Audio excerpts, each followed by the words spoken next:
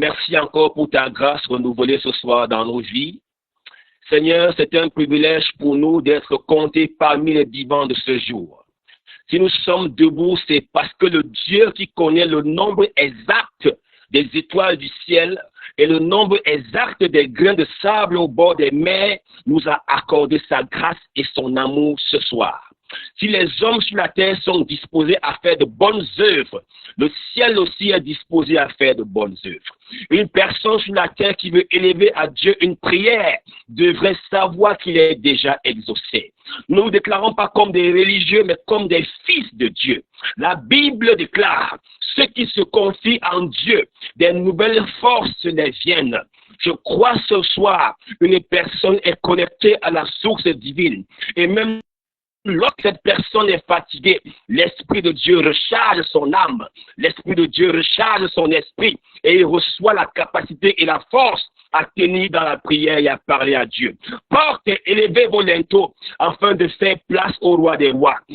Bien-aimé, tu vas ouvrir ton micro et tu vas ouvrir ton cœur et tu vas commencer à acclamer pour accueillir la présence de Dieu. Acclame la présence de sa majesté dans ce forum de prière. Acclame la présence du roi des rois dans ce forum de prière ce soir. Acclame Jésus. Acclame le Saint-Esprit qui soit mieux de nous encore ce soir et qui nous parle, à recevoir sa parole au nom puissant et souverain du Seigneur Jésus de Nazareth. Amen, amen et amen. Amen et amen. Amen. Il faut plus bonsoir. Tu es béni au nom de Jésus. Et ce soir, nous allons continuer avec le message que nous avons pris hier, mais malheureusement, la connexion WhatsApp nous a fait mauvais tour et le Saint-Esprit a bien voulu que nous puissions en parler, n'est-ce pas, d'un thème qui est vraiment important et capital pour toute personne vivant encore sur la terre. Et le thème de mon message ce soir, c'est « Que se passe-t-il lorsque l'homme meurt ?» Et pour cela, je vais inviter le pasteur Ronald, comme d'habitude, qui va nous lire une merveilleuse illustration de la Bible dans le livre de Luc au chapitre 16, versets 19 à 31. Pasteur Ronald, s'il vous plaît. Luc chapitre 16, verset 19 à 31, je lis. Il y avait un homme riche qui était vêtu de pourpre et qui chaque jour menait joyeuse et brillante vie. Un pauvre nommé Lazare était couché à sa porte, couvert d'ulcères et désireux de se rassasier des miettes qui tombaient de la table du riche. Et même les chiens venaient encore lécher ses ulcères. Le pauvre mourut et il fut porté par les anges dans le sein d'Abraham. Le riche mourut aussi et il fut enseveli. Dans le séjour des morts, il leva les yeux et tandis qu'il était en proie au tourment, il vit de loin Abraham et Lazare dans son sein. Il s'écria, « Père Abraham, aie pitié de moi et envoie Lazare pour qu'il trempe le bout de son doigt dans l'eau et me rafraîchisse la langue, car je souffre cruellement dans cette flamme. » Abraham répondit, « Mon enfant, souviens-toi que tu as reçu tes biens pendant ta vie et que Lazare a eu les maux pendant la sienne. Maintenant, il est ici consolé et toi, tu souffres. D'ailleurs, il y a entre nous et vous un grand abîme, afin que ceux qui voudraient passer d'ici vers vous ou de là vers nous ne puissent le faire. » Le riche dit, « Je te prie donc, Père Abraham, d'envoyer Lazare dans la maison de mon père, car j'ai 5 frères. C'est pour qu'il leur atteste ces choses, afin qu'ils ne viennent pas aussi dans ce lieu de tourment. » Abraham répondit, « Ils ont Moïse et les prophètes, qu'ils les écoutent. » Et il dit, « Non, Père Abraham, mais si quelqu'un des morts va vers eux, ils se repentiront. » Et Abraham lui dit, « S'ils n'écoutent pas Moïse et les prophètes, ils ne se laisseront pas persuader quand même quelqu'un des morts ressusciterait. » Jusqu'ici, la parole de Dieu. Amen, amen, amen. Que le Seigneur soit glorifié. Dans ce merveilleux passage que nous venons de lire, dans le Le livre de Luc déjà est un livre qui a été écrit par Luc, qui était un théologien et un médecin. J'aime beaucoup ce livre parce que c'est l'histoire, n'est-ce pas, qui est écrite de Jésus, qui n'a pas marché avec Jésus, mais qui a été un disciple lointain du Seigneur Jésus-Christ. Au travers, n'est-ce pas, de certaines informations, des recherches qu'il a eu à faire, il a pu écrire, n'est-ce pas, le livre de Luc. Et le livre de Luc, n'est-ce pas, est un livre que Luc avait écrit, n'est-ce pas, et il s'adressait à un homme qui était passionné, à un homme qui avait de la foi, à un homme qui servait, qui voulait beaucoup servir le Seigneur, et il s'appelait Théophile. Théophile, qui veut dire en grec, Théos, Philios. Théos qui veut dire Dieu et Philos qui veut dire ami. D'où Théophile veut dire ami de Dieu. En fait, le livre de Luc s'adresse, n'est-ce pas, aux amis de Dieu. Et dans le passage de Luc 16 que nous venons de lire, c'est l'histoire de l'homme riche et le pauvre Lazare. C'est une parabole, n'est-ce pas, que Jésus a illustrée pour passer un message, pour passer aux enseignements à toutes personnes qui sont encore vivantes sur la terre. Mais pour commencer mon message ce soir, je vais d'abord définir ce que c'est que la mort. Parce que dans ce contexte-ci, la mort est le mot-clé, n'est-ce pas, dans le message qu'on a lu tout à l'heure, dans le livre. Bien aimé, il existe deux types de mort. Il y a la mort physique et il y a la mort spirituelle. Donc la mort spirituelle est le fait que l'homme communique avec son créateur. Dieu, parce que Dieu qui a créé l'homme. Donc, la mort spirituelle, l'homme ne peut plus communiquer avec son créateur. Et la mort physique, n'est-ce pas, est l'état irréversible de l'organisme, c'est-à-dire les organes vitaux cessent de vivre, donc une rupture totale du corps. Donc, l'homme est un être tripartite, parce que l'homme a trois parties en lui. Il y a le corps, il y a l'âme et il y a l'esprit. C'est quoi? Le corps ne serait être une enveloppe externe qui est périssable. Donc, quand tu meurs, ce corps va pourrir. Maintenant, l'âme est une identité spirituelle séparable du corps. C'est l'âme qui est immortelle. Alors, quand il n'y a pas de jugement, soit l'âme va en enfer, soit l'âme va au ciel. Et alors, l'esprit, c'est quoi? L'esprit va simplement chez Dieu. Amen. Alors, bien, tout être humain vivant se pose toujours la question de comprendre quelle est son origine, la question de comprendre quelle est sa destinée après la mort, et même parfois aussi la question de comprendre quel est le sens de sa vie. Tout humain de notre époque, n'est-ce pas, veut comprendre quand je vais mourir, où est-ce que je vais partir. Quand je vais mourir après moi, j'irai où exactement. Nous vivons une époque où les gens perdent la vie chaque jour. Nous vivons une époque où les gens perdent la vie dans les guerres, dans les tremblements de terre, dans les maladies. Une époque où les gens meurent dans les accidents, dans les catastrophes, même lors des épidémies. Nous vivons également une époque où ce sont les parents qui enterrent leurs enfants. Nous vivons une époque où c'est même certains enfants viennent au monde mort-nés. Et à chaque décès, les questions reviennent. Quand l'homme meurt, où va-t-il exactement? Et c'est le thème de mon message ce soir. Quand l'homme meurt, où va-t-il?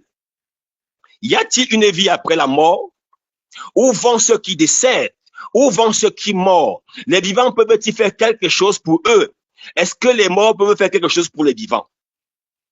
Alors, beaucoup de questions sont posées. Les réponses que nous devons à cette question nous relèvent notre nature humaine et affectent directement notre conduite, affectent automatiquement le choix, nos choix dans la vie.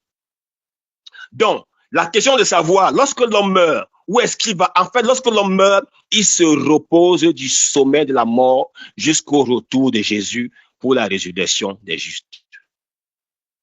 Bien aimé, il faut savoir que Jésus-Christ, homme sur la terre, a rejeté trois types de personnes, à savoir les enfants, il a rejeté les jeunes, il a rejeté les adultes. Mais on se pose toujours une question, où vont tous ceux, où vont ces personnes qui meurent? Si tu savais ce qui se passe après la mort, si on ouvrait le rideau pour te montrer ce qui se passe après la mort, frère, tu ne joueras pas avec ta vie n'importe comment. Alors, Jésus voulait faire un récit ou une parabole. Lorsque le Seigneur voulait faire, n'est-ce pas, une parabole ou un récit, il disait toujours, il y avait un homme. Ou encore, il disait toujours, c'est l'histoire d'un homme. Dans le livre de Luc, il y a plus de 20 paraboles. Parce que j'ai lu ce livre plus de 15, plus de 20 fois. Il y a au moins 20 paraboles qui sont rapportées, dans lesquelles tu verras toujours c'était l'histoire d'un homme et il y avait un homme. Je l'ai retrouvé dans Luc au moins 9 fois. Ce que le Seigneur nous enseigne, que nous pouvons lire par Pasteur Donald, il s'agit-il d'un fait réel? S'agit-il d'une illustration? Cette parabole démontre-t-elle la récolte du bonheur ou du malheur de l'âme après la mort? Quelle est la vraie destination après la mort? Plusieurs questions sont posées, plusieurs interrogations sont posées. Amen. Dans le récit de Luc, nous avons deux personnes qui vont attirer ce soir notre attention. Le riche et le pauvre.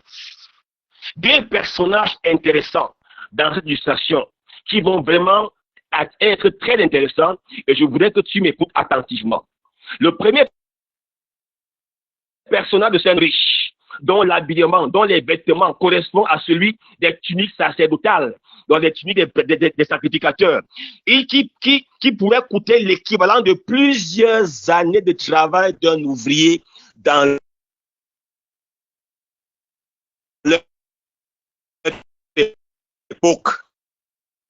En Israël, ce n'était pas n'importe qui portait ce genre de vêtements. Le riche festoie tous les gens et ne tient pas compte des pauvres qui sont autour de lui. Il est habillé en tissu super 140. Il est habillé en tissu super 100. Il est habillé en boubou, en bazin, brodé à la main, brodé à la brique par des grands couturiers. Il a des voitures de luxe. Il a des jets privés. Tous ses enfants sont en Europe, dans des grandes universités. Il est insensible au malheur des autres. Voilà pourquoi il ne porte même pas le nom dans le récit de Jésus, car il s'appelle le riche. Bien-aimé, à l'époque de Jésus, il n'y avait pas de couteau, il n'y avait pas de fourchette, il n'y avait pas de serviette de table pour se laver les mains. Quand on mangeait avec les mains, parce qu'on mangeait à table avec les mains, donc il n'y avait pas de couteau, il n'y avait pas de fourchette, il n'y avait pas de serviette de table. Et chez les riches, on se nettoyait les mains. Après avoir lavé les mains, on se nettoyait les mains avec les tranches de pain qu'on se débarrassait en les jetant dehors. C'est le pain là que Lazare attendait pour satisfaire sa faim. Le riche est aussi, dans ce récit de Jésus, l'image du gaspillage. Amen. Alors, le second personnage, c'est Lazare. Lazare qui est très différent du premier. Lazare mendie à la porte du palais du riche. Il n'a pas de lieu pour vivre. Il n'a pas de maison. Il n'a pas de toit. Il n'a pas de famille. Il n'a pas d'amis. Il n'a pas de connaissances qui puissent l'aider. À peine il est vêtu. Il est couvert d'ulcères et meurt de faim. Il est tellement sale, malade, qu'il n'a même pas la force de faire le porte-à-porte pour mendier. Il est entouré de chiens errants.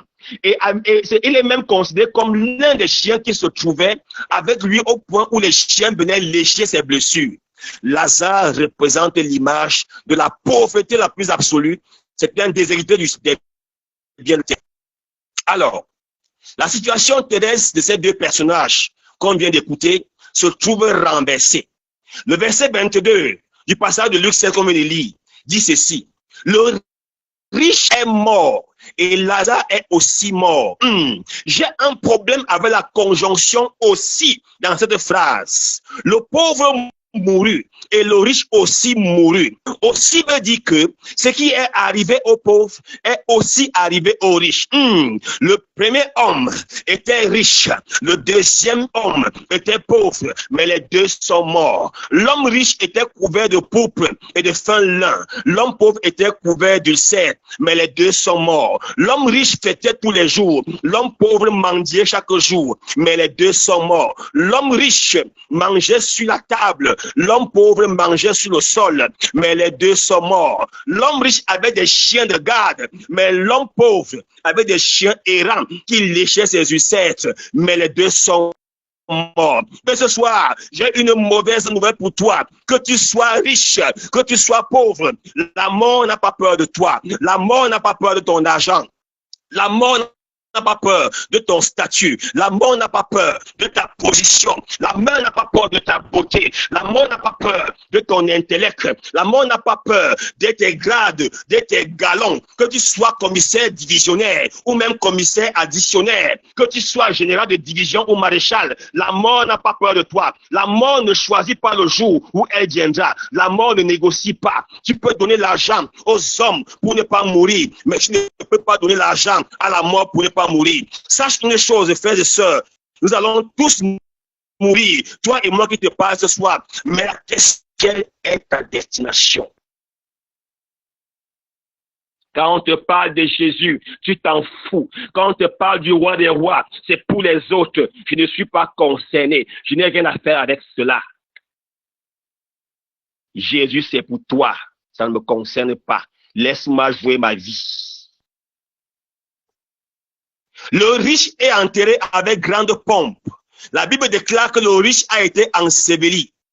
Il est enseveli. Un cercueil cher lui est offert. Les t-shirts sont imprimés. Il reçoit les meilleurs témoignages de ses compagnons avec lesquels il partageait ces moments glorieux. Une cérémonie de grande classe est faite pour lui. Il y a un service traiteur pour ses obsèques, surtout avec des grands prêtres qui viennent lire la messe pour le rachat de ses péchés au purgatoire. Malgré tout cela, la Bible dit, puis après, il se retrouve en proie au tourment. Question, comment les grands évêques peuvent te venir lire la messe de ton deuil et toi, tu te retrouves après en proie au grand tourment. Tu te retrouves dans la gêne. Comme pour dire que après la mort, il n'y a plus de négociation. Après la mort, il n'y a plus d'intercession. Le purgatoire n'existe pas, frère. Mort, c'est mort. Lazare, le méprisé, meurt lui aussi. Mais il est conduit par les anges auprès d'Abraham. Pas de commentaire pour le pauvre. Alors, le riche se retrouve dans l'obligation de demander la charité à celui-là qui mendiait devant sa porte et qui l'a tant méprisé. Frères et sœurs bien-aimés, je voudrais dire à quelqu'un, quelle que soit la situation que tu traverses, quelles que soient tes difficultés, quels que soient les obstacles de la vie, même si la vie s'est totalement retournée contre toi, dans tous les domaines de ta vie, ne brise jamais ton alliance avec le Seigneur pour faire plaisir aux hommes. Ta bénédiction sera fonction de ta souffrance et de ton degré d'attachement avec ton Dieu. Fais du bien aux gens, même si c'est insulte à cause de ta religion ou de ta foi, fais du bien, ne change pas. Que cela soit ton partage encore ce soir, au nom puissant et souverain du Seigneur Jésus-Christ. Amen. Amen. Frères et sœurs, Abraham identifie le riche comme un descendant d'Abraham. Et lui dit que la méchanceté et l'insensibilité envers les autres, envers ton prochain, sont châtiés, alors que la pitié et la résignation sont récompensées. Bien-aimé, la pitié et la résignation sont récompensées par le Seigneur. Toi qui auras toujours de la pitié et la compassion pour les gens, toi qui auras toujours de la pitié, toi qui auras toujours pour la compassion pour les gens, ta récompense sera très grande. Donne-moi un amen. Ta récompense sera très grande au nom puissant et souverain du Seigneur Jésus-Christ. Jésus dit dans sa parole, le plus grand commandement, c'est de s'aimer les uns les autres comme le Père Céleste nous a aimés. Frère, il faut aimer ton prochain. Aime ton frère, aime ta sœur. Et quand tu aimes ton frère, tu aimes ta sœur, tu es en train d'aimer le Seigneur. Alors, le riche supplie Père Abraham en disant quoi? Il dit, Père Abraham, va dans ma maison, il y a mes 5 frères là-bas. Ici, nous voyons le riche, même dans le séjour des morts, a toujours ce caractère égoïste, car nous le voyons demander une faveur à Père Abraham, celui d'aller alerter sa famille uniquement, mais pas celui d'alerter les vivants. Et à sa demande, Père Abraham lui répond, ils ont Moïse et les prophètes, comme pour dire que s'ils n'ont pas foi à la parole de Dieu, ce n'est pas la parole d'un mort ressuscité qu'ils vont croire. Le nom de Lazare signifie Dieu est mon secours. Et dans ce récit ici, Jésus, n'est-ce pas, a utilisé ce nom pour passer un message. En fait, ce n'est pas Lazare de Béthanie qui l'a rejeté, hein. Il a pris ce nom parce que ce nom signifiait Dieu est mon secours. Et Jésus, dans le récit, avait choisi ce nom comme voulant parler de quelqu'un qui avait besoin de secours de ses proches et qui avait mis sa sur Dieu. Un homme que Jésus a ramené à la vie dans Jean 11, pas de Lazare de Béthanie. Écoute-moi très bien. Je voudrais passer ici un message. Sois attentif à mes propos. Alors, dans cette illustration de Jean 11, où Jésus a ramené Lazare à la vie, les Juifs avaient rejeté Jésus, étouffé la nouvelle, n'est-ce pas, en cherchant à faire mourir encore Lazare que Jésus avait ressuscité. Pourquoi? Parce que après l'acte de la résurrection, beaucoup de personnes croyaient déjà en Jésus et ne voulaient plus croire aux principaux sacrificateurs, donc aux pharisiens. Or, ces pharisiens-là, étant donc témoins de la résurrection de Lazare, n'ont pas cru en Jésus. Ils étaient vraiment hypocrites. Or, ils connaissaient pourtant les prophéties de l'Ancien Testament qui annonçaient Jésus, mais ils refusaient de l'accepter et ils refusaient de l'accueillir. Et la parabole de Luc 16, qu'on vient de lire, montre Lazare en compagnie des chiens et attendre que les miettes tombent de la table des riches pour s'en nourrir. Comme pour dire quoi? Pour comprendre ce langage, pour comprendre ce passage, l'important de ce récit, nous devons nous rapprocher, n'est-ce pas, du récit de Matthieu 15, avec la femme syrophénicienne, où Jésus qualifie les païens de petits chiens et où la femme parle des miettes qui tombent de la table des petits enfants. Alors, parallèlement aussi, les Juifs désignaient les païens par le terme petit chien.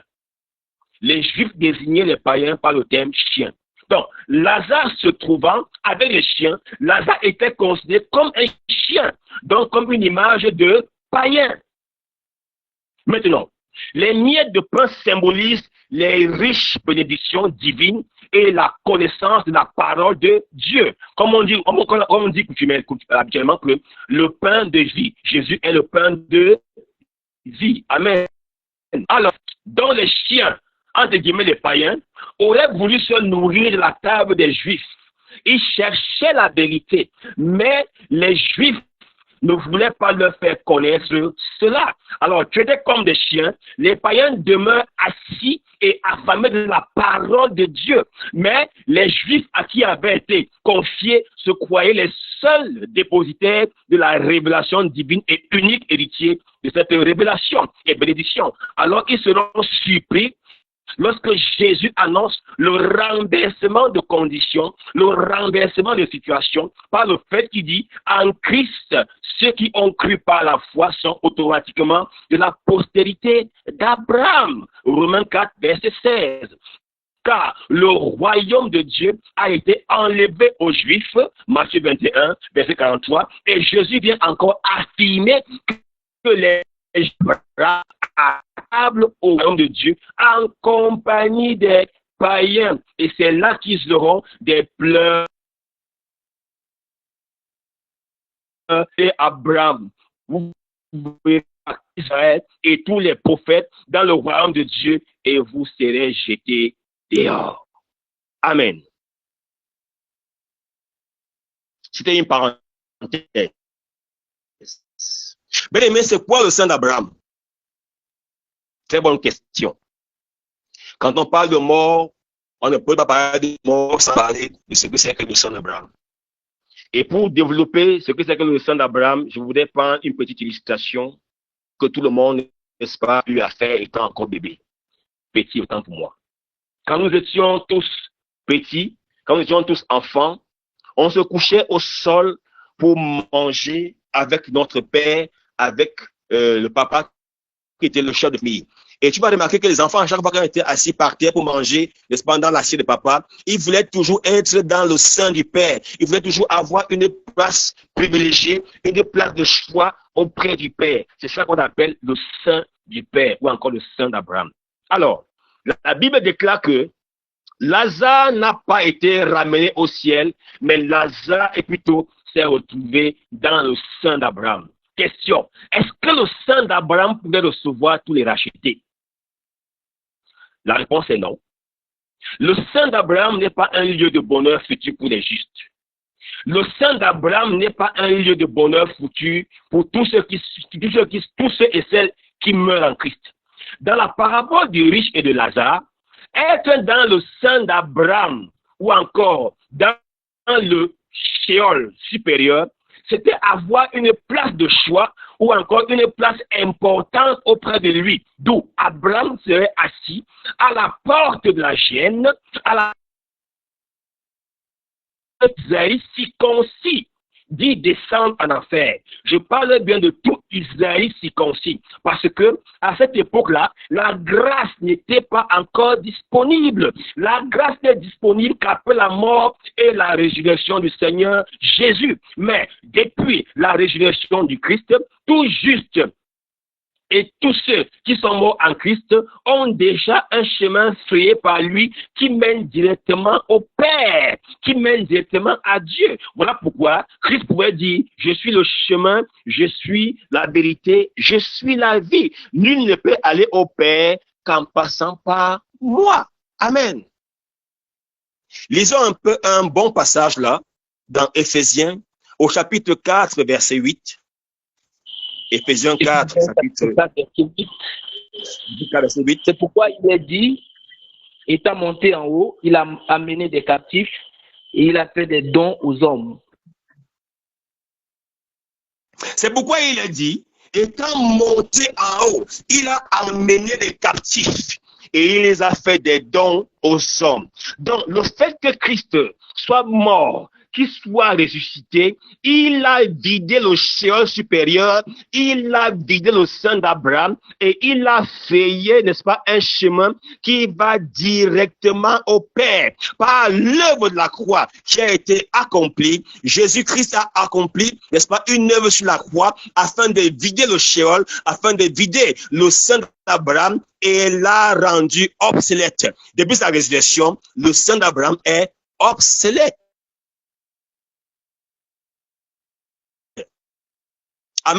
N'aide-t-il pas le riche?